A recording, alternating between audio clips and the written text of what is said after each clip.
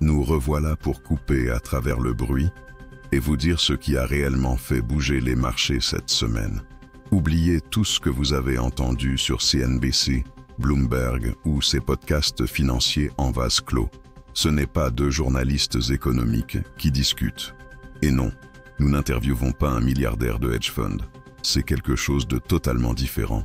C'est un débrief brut entre deux intelligences artificielles, toutes deux formées par un ancien gérant de portefeuille institutionnel de tout premier plan, qui décrypte ce qui a vraiment agité les marchés mondiaux. La panique géopolitique a remplacé des mois d'optimisme nourris par l'intelligence artificielle, plongeant les marchés dans un mode de risque total. L'or a dépassé les 4 000 $ l'once, un record historique, tandis que le pétrole chutait sous les 58 $, le baril, une divergence spectaculaire, révélant de profondes tensions macroéconomiques. Les actions américaines ont brutalement corrigé après les nouvelles menaces de tarifs douaniers de Trump envers la Chine, aggravées par une fermeture prolongée du gouvernement. En Europe, la crise politique en France et l'effondrement industriel allemand ont ébranlé la confiance, tandis qu'en Asie, les rendements obligataires japonais ont bondi à 1,69%, leur plus haut niveau depuis 2008, et les données décevantes de la Golden Week en Chine ont confirmé la prudence persistante des consommateurs. Avant de vous précipiter sur la prochaine opportunité ou un nouveau pari macro, faites une pause. Décryptons ce que les données murmurent vraiment, pas seulement ce que les gros titres crient. Likez, partagez et abonnez-vous si vous voulez des analyses réelles, pas des opinions recyclées. Et restez avec nous, car à la fin de cet épisode, nous dévoilons les 5 principaux risques mondiaux susceptibles de surprendre les marchés la semaine prochaine. Vous ne voulez pas manquer ça.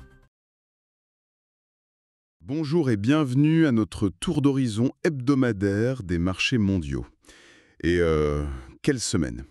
La turbulence est bel et bien de retour. Ah oui, on peut le dire. Entre le regain de tensions commerciales sino-américaines, un risque politique qui monte sérieusement aux États-Unis, en Europe, même au Japon, et puis cette flambée, mais alors spectaculaire, de l'or qui crève tous les plafonds. Carrément historique, oui. Voilà.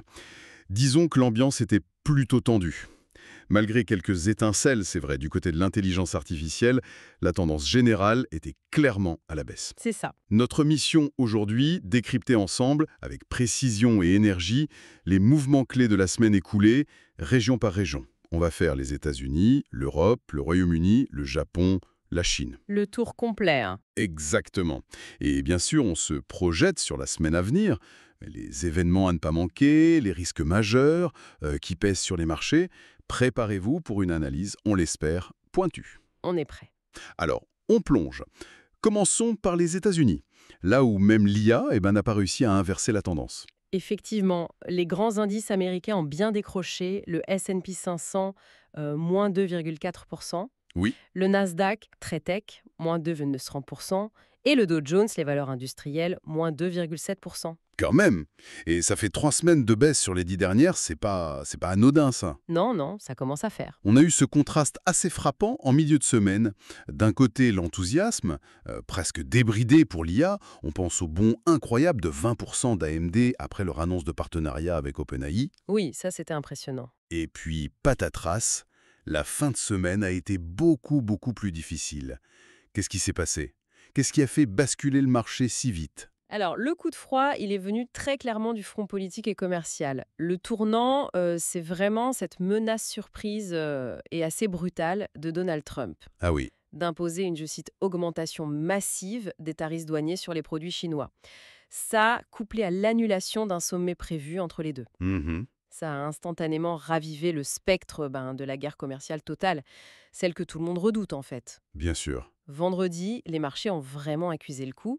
Et il faut ajouter à ça la perspective de plus en plus réelle d'une paralysie prolongée du gouvernement américain, le fameux shutdown. Oui, encore lui. Encore lui. Et concrètement, ça veut dire quoi? Non seulement des retards dans les stats éco-cruciales, mais aussi une interrogation plus profonde sur la capacité de Washington à fonctionner. Et ça, pour la confiance, c'est jamais bon.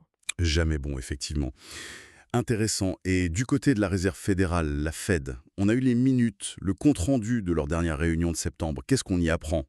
Alors, ces minutes, elles confirment une orientation générale vers de nouvelles baisses de taux cette année. Ça, c'est assez clair. D'accord. La Fed s'inquiète de signes de faiblesse sur le marché du travail, elle voit toujours des risques d'inflation, bon. Mais, et c'est là que ça devient plus nuancé, il y a une vraie division au sein du comité. Ah, Oui, certains membres, et pas des moindres, ne sont pas du tout convaincus que la politique actuelle soit si restrictive que ça. Et cette divergence, ça crée de l'incertitude sur le rythme, sur l'ampleur des futures baisses de taux. donc une Fed qui hésite un peu, sur fond de tension politique, commerciale. Pas étonnant que les investisseurs cherchent refuge alors. On a vu des mouvements spectaculaires de ce côté-là. Ah oui, absolument spectaculaire. L'aversion au risque a grimpé en flèche en fin de semaine. Conséquence directe, les rendements des obligations d'État américaines, les treasuries. Oui, la valeur refuge par excellence. Exactement. Considérés comme les plus sûrs au monde, eh bien leurs rendements ont chuté. Les investisseurs se sont rués dessus. Mais le mouvement le plus fou, vous l'avez dit, c'est l'or. L'or, 4000 $ l'once. Voilà, il a dépassé les 4000 $ l'once. C'est une hausse de 50% depuis le début de l'année, un record historique absolu. Et quand l'or atteint de tels sommets, c'est pas juste un chiffre, c'est un signal très fort de défiance, de recherche de protection. C'est clair. Et à l'inverse, regardez le pétrole. Il a plongé sous les 58 $ le baril, son plus bas niveau en 5 mois. Pourquoi ça l'aille? Parce qu'une guerre commerciale, un ralentissement économique, ça signifie moins de demande d'énergie, tout simplement. Donc tous ces mouvements convergent, la peur domine, et les craintes sur la croissance mondiale, elles s'intensifient. Et cette nervosité, j'imagine qu'elle ne s'est pas arrêtée aux frontières américaines. Comment l'Europe a réagi à tout ça? Non, bien sûr que non, l'onde de choc s'est propagée. L'indice pan-européen, le Stoxx Europe 600, a reculé de 1,1%. Fini la récente série de records. D'accord. On voit des baisses un peu partout. Le DAX allemand perd 0,56%, mais le CAC 40 français, lui, chute plus lourdement, moins 2,02%, Ah oui. tout comme le FTSE MIB italien à moins 2,80%. Le FTSE 100 britannique, lui, résiste un peu mieux, moins 0,67%. Et quelles sont les raisons principales de ce repli européen? C'est juste la contagion américaine ou il y a des facteurs propres au continent? C'est un mélange, en fait. Il y a eu des prises de bénéfices après les bonnes performances récentes, ça c'est assez classique. Oui. Il y a eu la contagion des tensions sino-américaines, parce que l'Europe est très exposée au commerce mondial, évidemment. Mais il y a surtout, je crois, une instabilité politique croissante en Europe qui commence à peser lourdement. L'Allemagne, notamment. Oui, l'Allemagne inquiète beaucoup.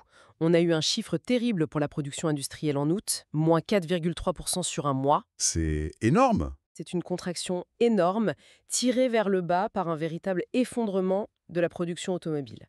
Et quand le moteur industriel allemand tousse aussi fort, ça ravive immédiatement les craintes de récession pour toute la zone euro. Logique. Les exportations allemandes déçoivent aussi, surtout vers les États-Unis, moins 20% sur un an. Ce n'est pas juste l'automobile, c'est un signal d'alarme plus large. Alors, le gouvernement allemand a réagi, il a annoncé un plan de soutien, mais bon, la question c'est est-ce que ça sera suffisant? Difficile à dire. Un mot rapide sur le Royaume-Uni, avant de passer peut-être au point chaud politique de la semaine en Europe? Oui, au Royaume-Uni, c'est le marché immobilier qui montre des signes de faiblesse clairs.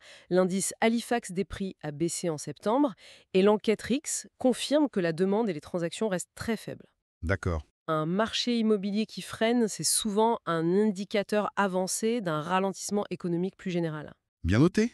Et donc ce point chaud politique, c'était en France, c'est ça? Absolument. La France est entrée dans une zone de turbulence politique majeure. La démission du Premier ministre, Sébastien Lecornu, ça a été suivi par un événement assez rare quand même, le rejet par l'Assemblée nationale du nouveau gouvernement proposé par le président Macron. Oui, ça a fait couler beaucoup d'encre. Énormément. Résultat, le pays est plongé dans une crise politique. Les appels à des élections législatives anticipées se multiplient. Et au-delà de l'instabilité pour la France elle-même, ce qui est préoccupant, c'est que cette crise pourrait paralyser des initiatives européennes importantes. Justement au mauvais moment. Exactement, à un moment où l'unité serait cruciale face aux tensions mondiales. Donc ça soulève inévitablement des questions sur la stabilité de la deuxième économie de la zone euro et par ricochet sur la cohésion politique de l'UE. Les marchés, ils n'aiment jamais ce genre d'incertitude. C'est le moins qu'on puisse dire. Décidément, l'incertitude politique, c'était le maître mot cette semaine. Et ça n'a pas épargné le Japon non plus, qui avait pourtant démarré sur les chapeaux de roue, non? Ah oui, c'est un incroyable contraste. Le début de ces mèmes à Tokyo a été euphorique. Le Nikkei 225 s'est envolé de 5,1%, Nouveau record historique. Pourquoi une telle envolée? Parce que Sanae Takaichi, une figure politique connue pour ses positions, disons, nationalistes et très pro-relance, a remporté la présidence du LDP, le grand parti conservateur au pouvoir depuis des décennies. Les marchés anticipaient un programme économique très ambitieux. D'accord. Mais alors, le soufflet est retombé très très vite. Qu'est-ce qui a douché cet enthousiasme? Le coup de théâtre est arrivé juste après la clôture des marchés, l'annonce du retrait du parti Komeito de la coalition gouvernementale. Ah ouais, le Komeito. L'allié clé plus modéré du LDP depuis très longtemps. Son départ change complètement la donne. D'abord, ça jette un doute sérieux sur la capacité de Mme Takaichi à réunir une majorité stable pour devenir première ministre. Effectivement. Ensuite, ça fait ressurgir le spectre d'élections anticipées. Bref, en quelques heures, on est passé de l'euphorie à une incertitude politique majeure. Et voilà le Japon qui s'ajoute à la liste. Incroyable. Et comment les marchés japonais ont digéré cette nouvelle donne sur les devises, les taux? La réaction a été immédiate. Le yen s'est affaibli, il a dépassé les 152,8 yens pour $1. Pourquoi? Les cambistes se disent que face à cette instabilité, le gouvernement et la Banque du Japon pourraient être tentés par encore plus de relance budgétaire monétaire. D'accord. Et sur le marché obligataire, le rendement du JGB 10 ans, l'obligation d'État japonaise de référence, a grimpé à 1,69%, son plus haut niveau depuis 2008. Waouh. C'est un signe que les investisseurs demandent une prime de risque plus élevée pour détenir de la dette japonaise dans ce contexte. Logique. Et sur le front économique pur, au Japon, quels sont les signaux? Parce que là aussi, Ils sont assez contradictoires, ce qui ajoute à la confusion en fait. D'un côté, la croissance des salaires en août, très décevante, plus 1,5% sur un an, bien moins que prévu. C'est inquiétant pour la conso. Mais de l'autre côté, les dépenses des ménages pour le même mois ont agréablement surpris, plus 2,3% sur un an. Ah, c'est mieux ça. Donc difficile d'avoir une vision claire de la dynamique interne de l'économie japonaise pour le moment. C'est un peu le brouillard. D'accord. Terminons ce tour du monde par la Chine. Les marchés chinois ont rouvert cette semaine après les longs congés de la Golden Week. Quel a été l'accueil? Plutôt frais, non? Oui, un accueil mitigé, voire prudent. L'indice CSI 300 des grandes entreprises de Shanghai et Shenzhen a perdu 0,5%. Le Shanghai Composite, lui, a légèrement progressé, plus 0,37%. Mais par contre, à Hong Kong, le Hang Seng, qui est plus sensible au sentiment international et à la tech, Oui. lui, a chuté de 3,13%. Donc pas vraiment un retour triomphal. Non, c'est sûr. Et justement, ces fameux congés de la Golden Week, c'est toujours très observé comme baromètre de la consommation. Qu'est-ce qu'ils ont révélé cette année? C'est là que le bas blesse un peu. Les premières données sont assez décevantes et elles envoient un signal un peu préoccupant sur l'état d'esprit des consommateurs chinois. C'est-à-dire? Les ventes au détail et dans la restauration n'ont augmenté que de 3,3% par rapport à l'an dernier pendant cette période. C'est moins de la moitié du rythme qu'on avait vu pendant les congés du 1er mai. Ah oui, quand même. La différence est nette. Très net. Les voyages aussi ont été inférieurs aux attentes. Qu'est-ce que ça signifie? Que les ménages chinois restent très prudents, peut-être inquiets de la situation économique, de l'immobilier. C'est un vrai défi pour Pékin, dont l'objectif affiché est de rééquilibrer l'économie en stimulant la demande intérieure. Ces chiffres montrent que le chemin est encore long. Compris. Et sur le plan politique en Chine, y a-t-il des échéances importantes à venir? Quelque chose à surveiller?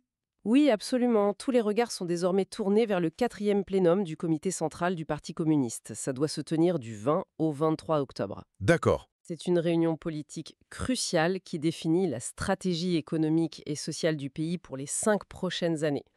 Donc, les marchés vont guetter le moindre signal sur d'éventuelles mesures de soutien, sur la politique envers le secteur privé, la réforme des entreprises d'État.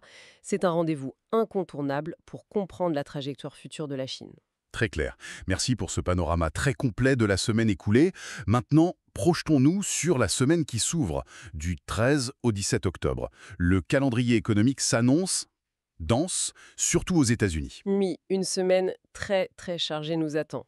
Aux États-Unis, on aura dès mardi un discours très attendu du président de la Fed, Jerome Powell. Il pourrait donner des indices sur la politique monétaire. Toujours très écouté. Toujours, c'est aussi le coup d'envoi non officiel de la saison des résultats du 3e trimestre, avec JP Morgan qui publie, Ensuite, ça s'enchaîne, hein.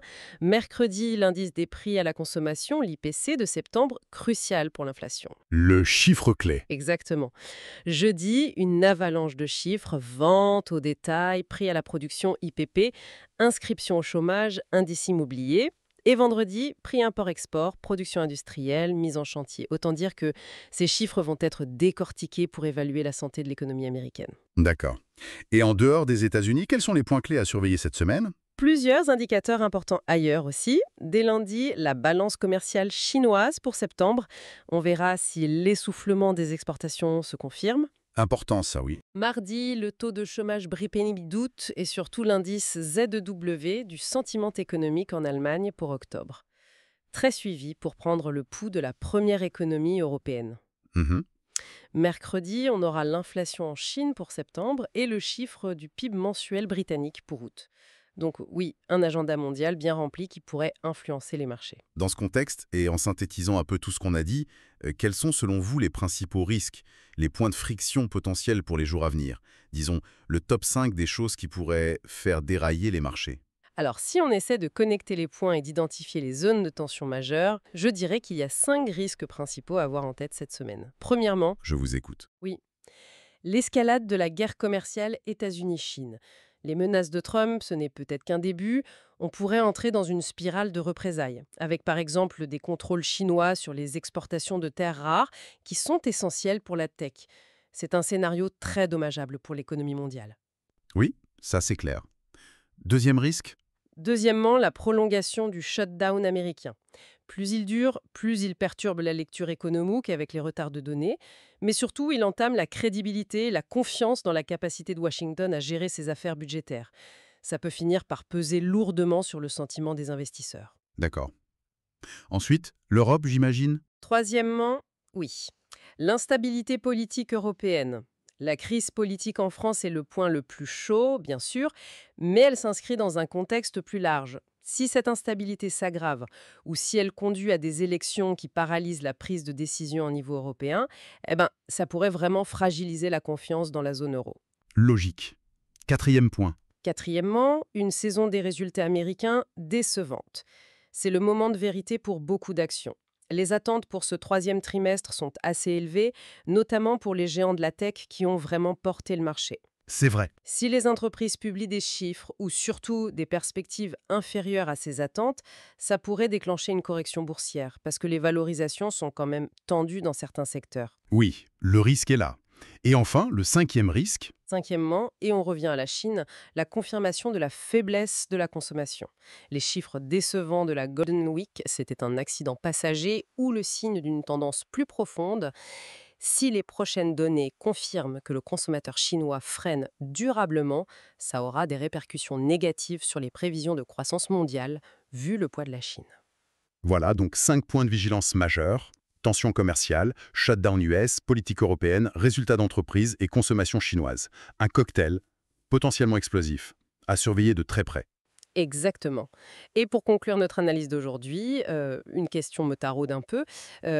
Comment les marchés vont-ils réussir à digérer cette convergence, qui est quand même assez rare, d'incertitudes politiques fortes touchant simultanément plusieurs des plus grandes économies mondiales? C'est la grande question. Sur la réalité des chiffres des sociétés. L'interaction ou la compétition, si vous voulez, entre ces facteurs macro-politiques d'un côté et les nouvelles micro de l'autre, ça sera absolument passionnant et déterminant à observer dans les jours et semaines qui viennent. Alors, que retenir de tout ça? Que naviguer sur les marchés mondiaux en ce moment exige une vigilance de tous les instants et une capacité à décrypter des dynamiques complexes et plus interconnectées que jamais. Comprendre ces forces en jeu est essentiel pour ne pas se laisser submerger. Merci de nous avoir suivis pour cette analyse, on l'espère affûtée. Merci à vous. On se retrouve la semaine prochaine pour un nouveau décryptage sans concession des marchés mondiaux. Vous êtes encore là?